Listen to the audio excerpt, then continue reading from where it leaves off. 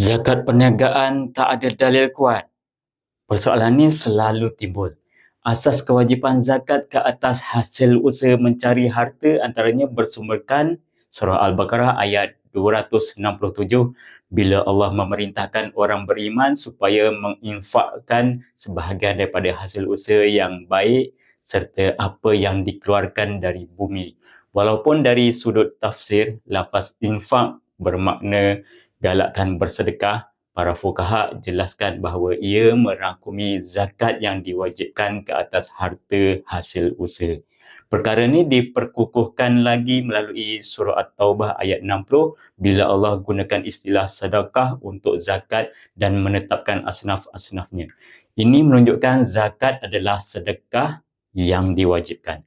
Maka jom kita sucikan apa je hasil usaha yang baik termasuk perniagaan dengan menunaikan zakat. Jom berzakat sebelum berakhir 31 Disember untuk dapatkan rebate cukai pendapatan.